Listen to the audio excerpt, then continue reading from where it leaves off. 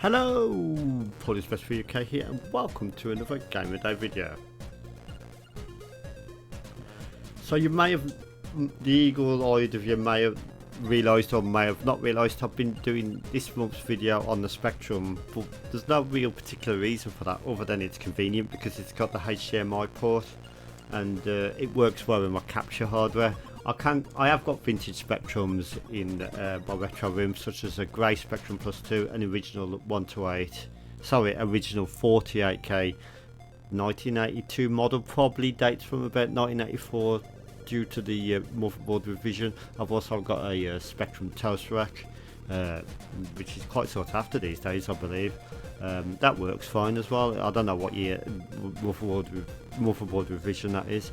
I've also got a black Spectrum Plus 2B, which is currently faulty. It does not power up at all. I think it might be something to do with the way it converts the voltage into DC. I'm not sure what's wrong with that machine. I haven't looked into it.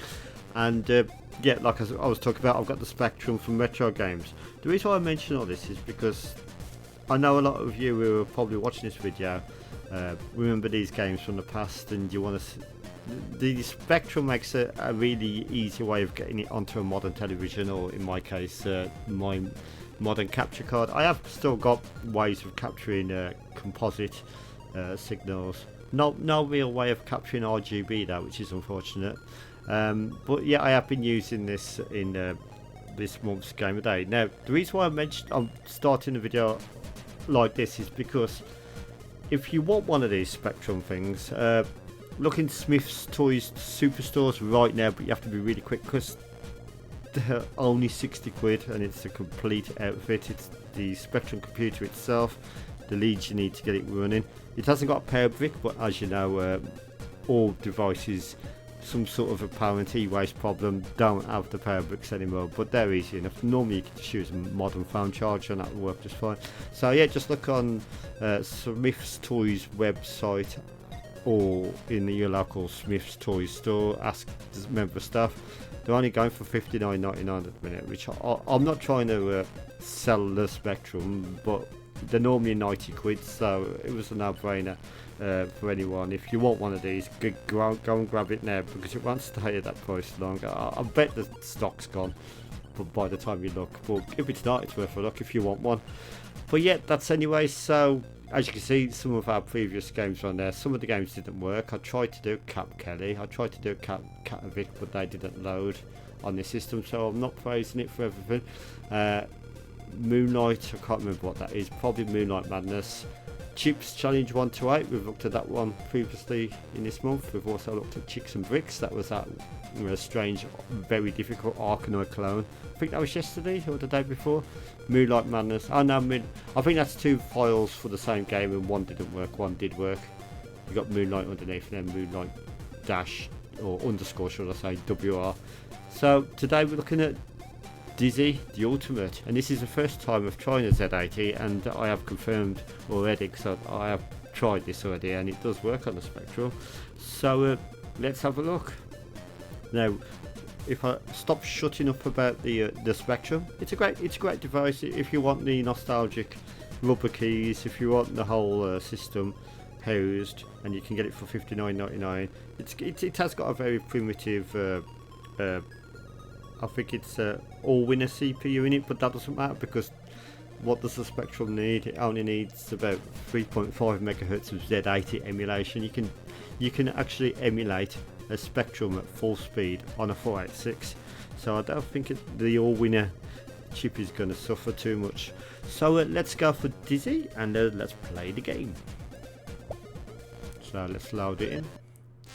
So this is Dizzy by the Oliver Twins. This is the first version of the game, and yeah, we got some nice 48k beeper music to start us off. I'll shut for a minute so you can listen.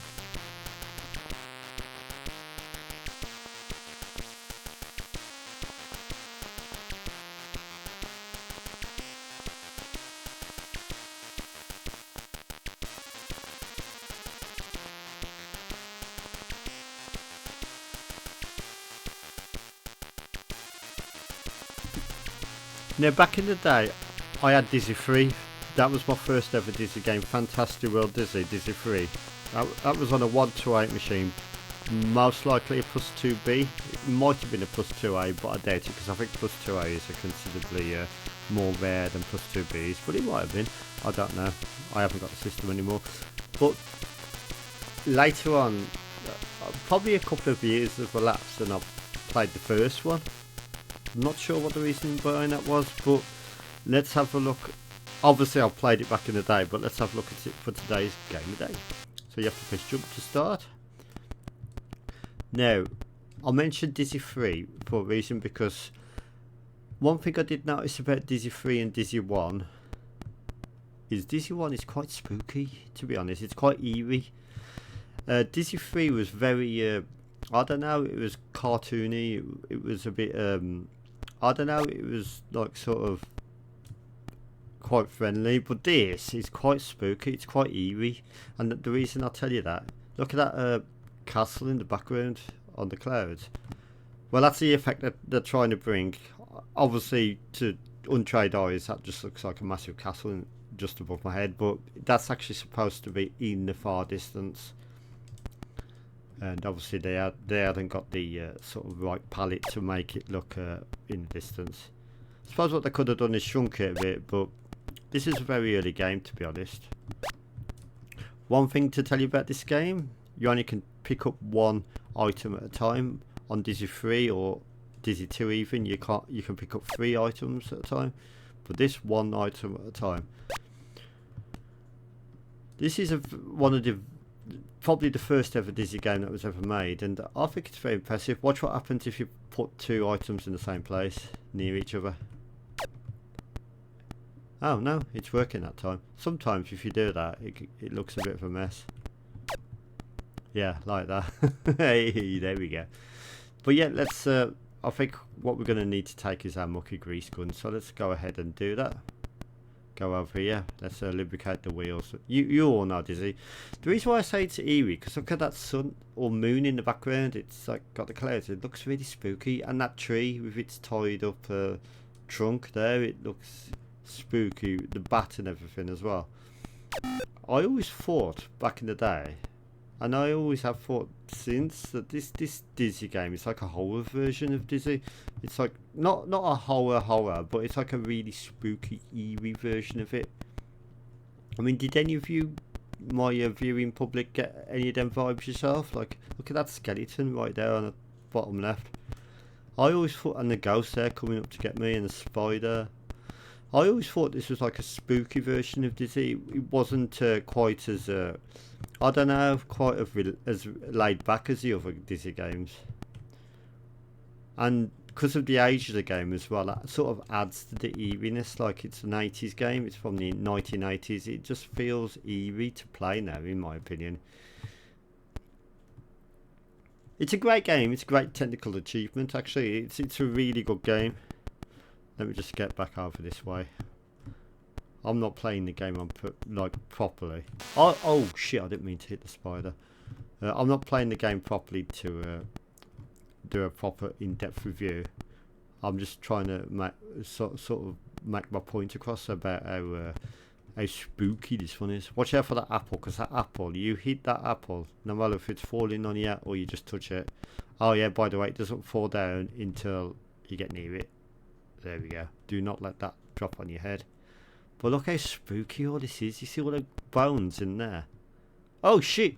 The path has just broken on me. I went into the pit of bones. Oh no! Even if you go out the room, the pit of bones is no more now. So I have to find another way of getting across. Oh you fuck! No, don't do that again. What's this here?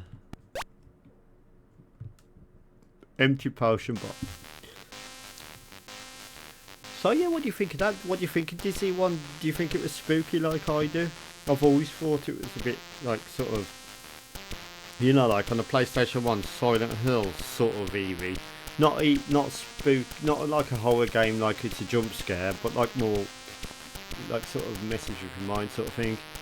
But yeah, that's Dizzy 1, an absolutely amazing achievement for its debut, whenever it was, probably late 80s, potentially 90s, but I'm gonna guess 80s.